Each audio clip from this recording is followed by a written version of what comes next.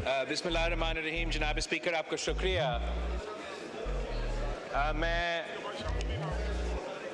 मखतूम ताहिर राशिदीन साहब को इस हाउस का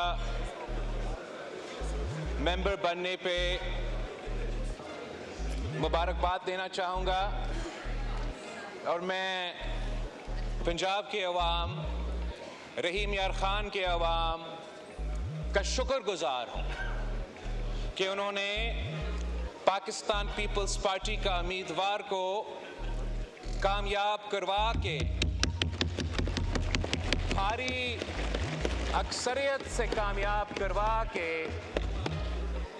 नफरत, तकसीम और गालम गलोच की सियासत को शिकस्त दिलवाया है। जनाब स्पीकर,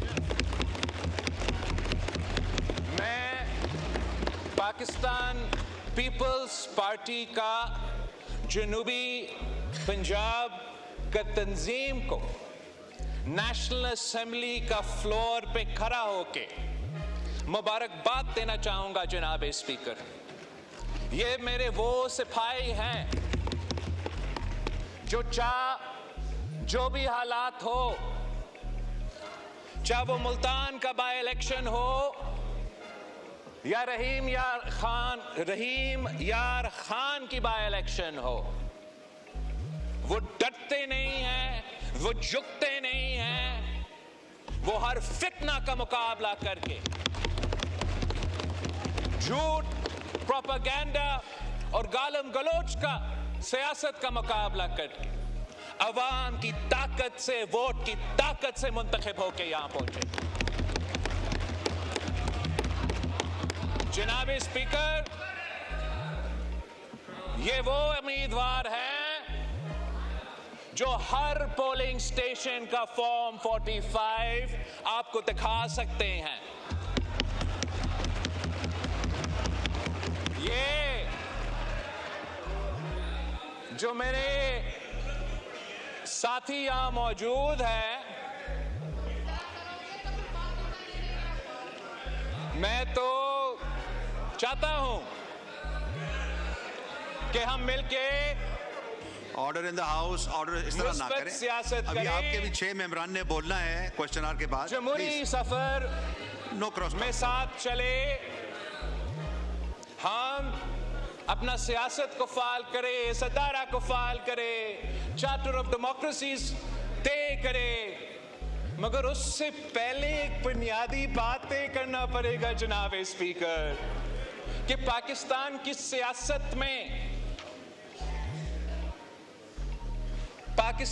सियासत में क्या वो जो हारते हैं वो हार मानने के लिए तैयार है और जीत को कबूल करने के लिए तैयार है, या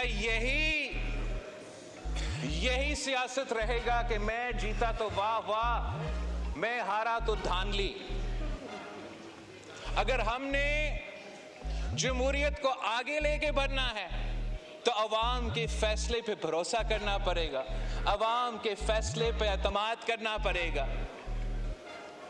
मैं इस इलेक्शन में जो सियासी जमातों ने मिलकर ये इलेक्शन हमारे साथ चले, हमारे सियासी इत्तेहादी, हुकूमती इत्तेहादी और वो आज़ाद उम्मीदवार के भी शुक्रगुजार हूं जिन्होंने सब एक होके ये साबित कर दिया कि पाकिस्तान के अवाम इस वक्त साजिशी सियासत के साथ खड़े नहीं हैं। पाकिस्तान के अवाम इस वक्त गालम गलोच की सियासत के साथ खड़े नहीं हैं। पाकिस्तान के अवाम इस वक्त कैदी नंबर 804 के साथ खड़े नहीं है। जितने भी बाय इलेक्शंस हुए हैं जनाब स्पीकर, जितने भी बाय इलेक्शंस हुए हैं जनाब स्पीकर, तशरीफ रखें। जितने भी बाय इलेक्शंस हुए हैं जनाब speaker, order in the house, order in the house, order in the house, उसमें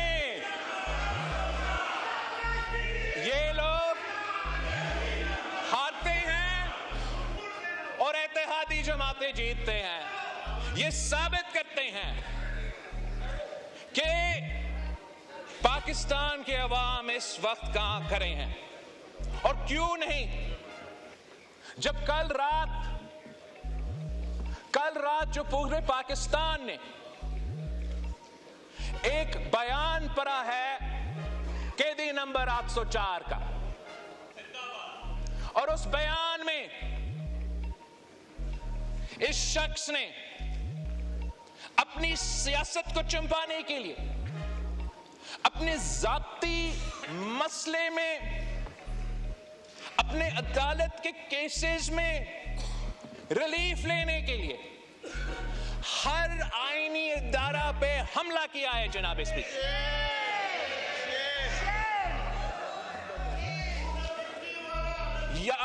मैं तजवीज कर देता हूं तरीके इंसाफ को कि इसको अब तहकीकात करे कि क्या ये वाकई खान साहब का स्टेटमेंट था या नहीं। इसलिए कल तक हम तो एक बहुत मुस्बित डायरेक्शन में चल रहे थे जनाब स्पीकर।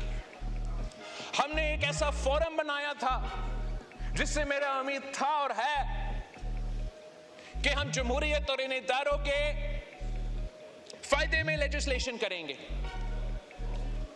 लेकिन कल रात एक हमला किया है जनाब स्पीकर, जो कि एक बार फिर जमहूरियत पे एक हमला है। ये एक इतना ऐसे प्रोवोकेटिव स्टेप है कि एक तरफ मौजूदा चीफ जस्टिस के खिलाफ कंटेम्प्ट ऑफ कोर्ट किया गया है, दूसरी तरफ आर्मी चीफ ऑफ स्टाफ पे सियासी इल्जामात लगाए गए उस ओहदा को मुतनाज़ा बनाने के लिए। तो जनाब स्पीकर, अगर खान साहब ने ये स्टेटमेंट दिया है तो फिर इस स्टेटमेंट का कॉन्सिक्वेंसेस है हमारे आईन, हमारे कानून के मुताबिक, और उन कॉन्सिक्वेंसेस को उसको भुगतना पड़ेगा। और फिर इनके जमात का जो रोना धोना होगा तब वो हमसे एतराज ना करे। खान साहब ने अगर ये स्टेटमेंट दिया है तो जो मसले खान साहब के लिए बनेंगे और खान साहब की जमात के लिए बनेंगे और खुदा ना खास्ता हमारा जमहूरी निजाम के लिए बनेंगे, वो तो उनका जिम्मेदारी है। अगर ये स्टेटमेंट खान साहब ने नहीं दिया, अगर खान साहब ने ये स्टेटमेंट नहीं दिया तो अब फौरी कायदे हिज़्ब इख्तिलाफ या उनके पार्टी का चेयरमैन एक्सप्लेनेशन दे कि ये ट्विटर अकाउंट अली अमीन साहब चला रहा था, मरवत साहब चला रहा था, इनसे पूछे, खान साहब का इससे कोई वास्ता नहीं है। ये क्लैरिफिकेशन देना बहुत ही जरूरी है जनाब स्पीकर। ये जो इल्जामात कल लगे हैं, this is a pattern of an exercise that has been going on since the days of the no confidence motion जनाब स्पीकर। तब से जब हमने एक आईनी जमहूरी कदम उठाने की कोशिश किया कि हम वजीर आजम को ना किसी अदालत के फैसले से ना किसी और अदारा के फैसले से हम इसी हाउस का वोट के अदम एतमाद से घर भेजना चाहते हैं, उसी वक्त जनाब स्पीकर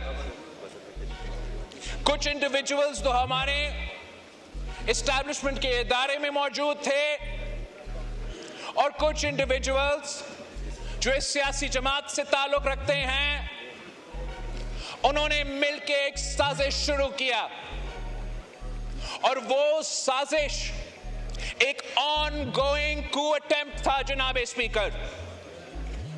उस कू अटेम्प्ट का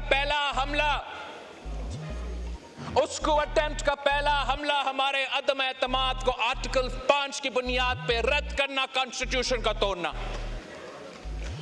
उस कू अटेम्प्ट का दूसरा हमला जबरदस्ती किसी न किसी तरीके से आर्मी चीफ के अपॉइंटमेंट से पहले इलेक्शंस करवा दो। उस ऑनगोइंग टू का तीसरा हमला कि किसी न किसी तरीके से इस अपॉइंटमेंट का प्रोसेस का मुतनाजा करवा दे। एक कोऑर्डिनेटेड एफर्ट के मुताबिक जनाब स्पीकर, मीडिया एंकर्स को लॉन्च किए गए, सियासतदान को लॉन्च किए गए और अपना ही आर्मी चीफ के खिलाफ एक साजिश जारी था कि जो भी हो, ये शख्स जिसके बारे में कहा जाता है कि जब वो इंटेलिजेंस चीफ था उसने खान साहब का करप्शन पकड़ा था, जब वो इंटेलिजेंस चीफ था उसने वो करप्शन के सबूत खान साहब के सामने रखा कि आप एहतसाब की बात करते हो, आप इंसाफ की बात करते हो, आप इस पे एक्शन ले। इसके बजाय कि उस करप्शन पे एक्शन लिया जाए, उसने वो इंटेलिजेंस चीफ को हटा दिया जनाब स्पीकर।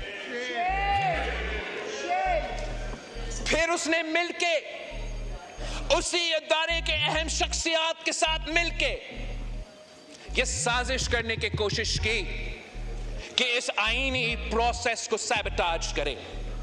और ये साजिश वहां रुकता नहीं है जनाब स्पीकर। मैं उससे टाइम से पहले बात नहीं करना चाहूंगा। मैं हुकूमत का वजीर नहीं हूं, मुझे डिटेल शायद नहीं पता होगा, लेकिन जिस तरीके से इस वक्त तहकीकात चल रहा है, ये जो इनका फॉर्म 45, फॉर्म 47 का प्रोपेगेंडा है जनाब स्पीकर, इस पे भी एक बहुत बड़ा कहानी सामने आने वाला है। कुछ वो साजिश जिसने पहले अदम एतमाद को रोकना था, फिर चीफ का अपॉइंटमेंट को रोकना था, उस साजिश ने इस इलेक्शंस को भी डिस्टर्ब करने थे जनाब स्पीकर। और जब वो सबूत सामने आएगा तो ना ये अपने मुंह अवाम में दिखा सकेंगे, ना कोई और अपने मुंह अवाम में दिखा सकेंगे। उनको आईन और कानून के मुताबिक जवाब देना पड़ेगा। मैं एक बार फिर इस बात पे जोर देता हूं कि जब भी जमहूरी जमातें जमहूरियत की तरफ एक कदम आगे बढ़ते हैं तो सोचना चाहिए कि ऐसे एक्सट्रीम पॉइंट, एक्सट्रीम बयान, एक्सट्रीम मौकिफ क्यों और कैसे लिया जाता है। यह सवाल हुकूमत और इत्तेहादी जमातों को अपने आप से भी पूछना चाहिए। मगर मैं पीटीआई से दरख्वास्त करता हूं कि आप इस बात पे आपका अपना पार्टी में ये तहकीकात करें, आप पता करें कि जब भी हम कोई पॉलिटिकल स्टेबिलिटी की तरफ जा रहे होते हैं, ये कौन साहब है जो आपके रैंक्स में है, जो खान साहब से ऐसे कोई बयान दिलवा देते हैं या ऐसे कोई कदम उठाते हैं जिसकी वजह से आपके मिसाइल में इजाफा होते हैं और पाकिस्तान के मिसाइल में इजाफा होते हैं। थैंक यू जनाब।